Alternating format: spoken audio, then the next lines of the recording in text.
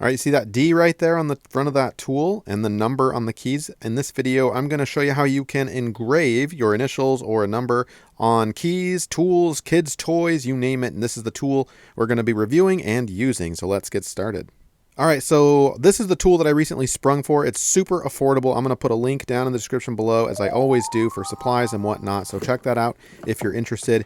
This is what I ended up purchasing, and what made me or motivated me to purchase this engraver tool was the need to label my keys.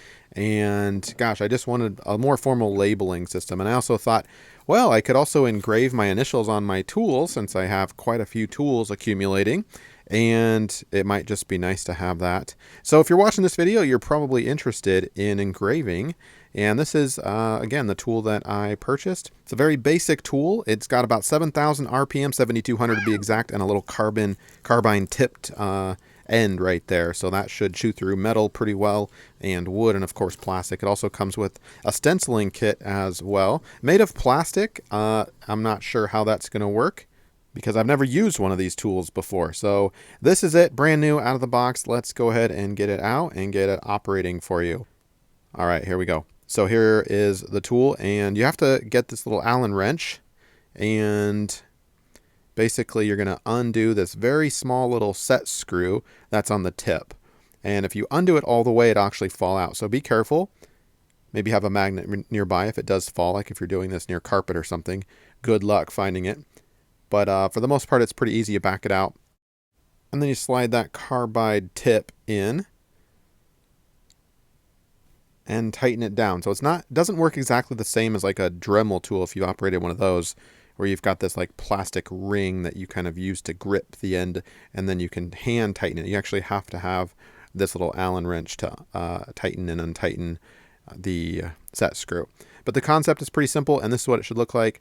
Super durable grip. That should not be spinning out or coming out at all. And this is a pretty weighty little tool, I would say, for the price point. I think it's a ridiculous like 11 or 12 bucks. And this is what they market it at. There are lots of, things that you should or shouldn't do. But it's going to handle metal and wood, plastic, of course, and plenty of other materials. So here are all of our test items that we have. We've got plastic kids toy, if we want to label underneath the foot. We've got a screwdriver we'll be test engraving into the metal and the handle. And then this battery-powered drill we'll be testing into. It's kind of a rubberized, but also it's got some metal there. And we'll be trying to engrave the metal tip. And a variety of other metals. So we'll put our plastic eye protection on. We don't want any of this, these pieces spinning out. I don't think that's a real danger. But better safe than sorry. You don't want any of those metal fragments flying up and finding their way into your face. That'd be pretty bad news. So here it is. We'll get it started. And you can hear it humming along quite nicely. And it works kind of like a pen or pencil, obviously a little thicker. But you're going to hold down whatever item, and I feel like a tattoo artist here, and start to engrave. Now, because it's rotating so quickly and so fast, you're gonna feel a slight move or pressure. It's gonna actually pull away from you as it rotates and touches that plastic. So you got to have kind of a steady hand here. Let's try the bottom of the foot, and it's got a pointy tip, and that's kind of the pointy tip that I'm using here. And we'll put a nice letter by hand in it. So a lot of control, you can see, even for the novice. Again, I've never used one of these before, so I'm quite inexperienced with an engraving tool. But definitely a steady hand, and that's what it looks like. Not bad for the first go.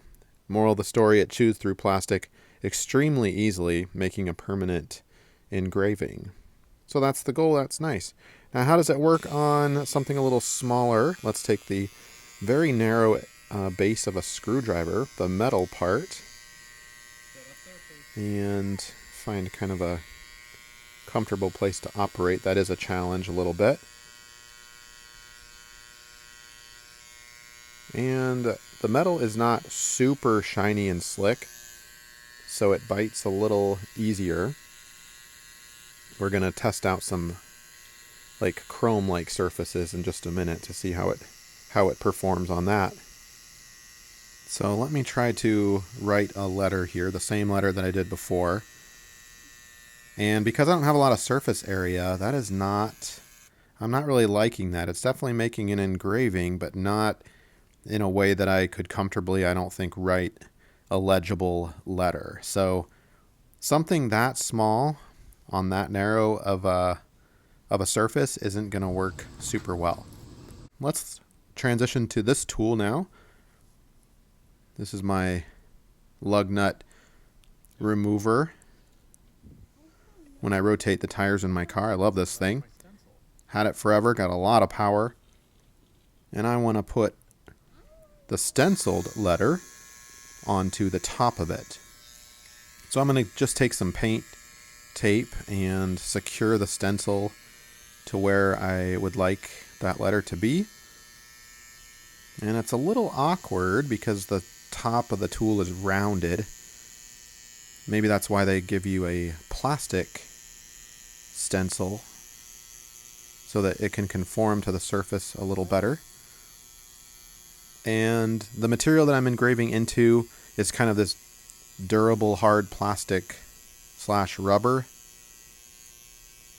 And as you'd probably guess, it could handle that quite easily. Now let's see once I'm done here, and this is real time, so I'm not fast forwarding the video at all.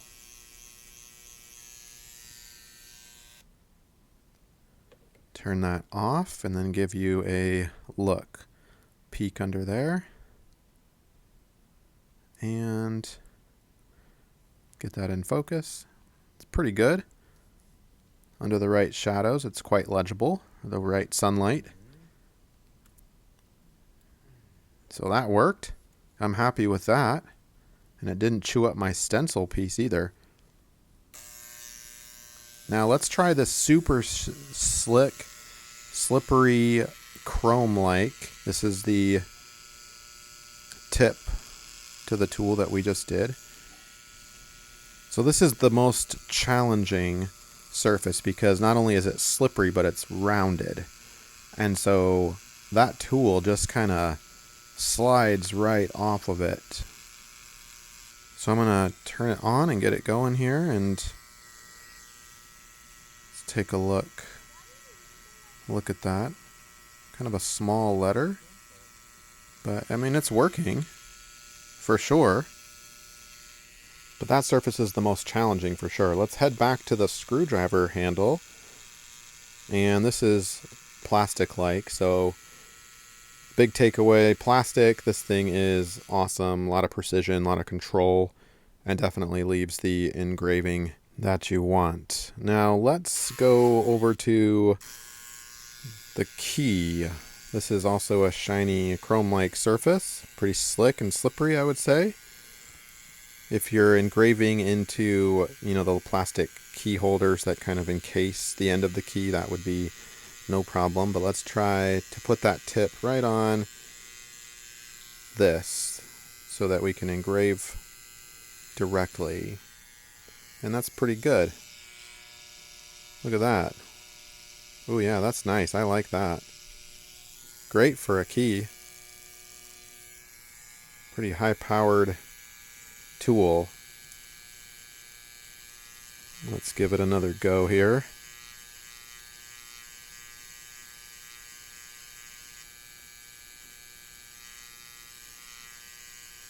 So notice I'm kind of holding the key. Got my finger on the back of it so it's nice and sturdy. I even put a circle in that one. I mean, it's not exactly art, but it gets the job done, and I feel a lot of control. And that is a little smiley face there. The engraving that I am looking for. Now let's do the final test. We've got a brad nail gun here, my air compressor variety. This thing is also a great tool.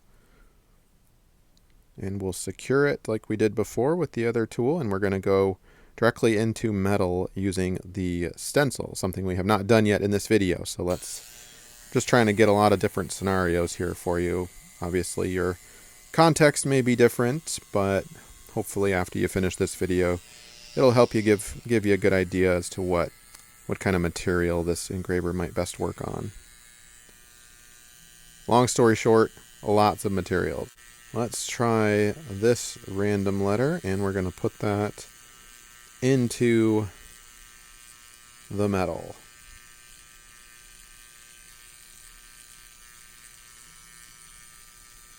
And as long as I stay in between the stenciling, that rotary tip does not seem to chew up or bother the plastic stencil to the side. Now, if you use this over 10 years, maybe that's a different case, but the occasional, look at that, nice and clean. Yeah, I like that. That's nice.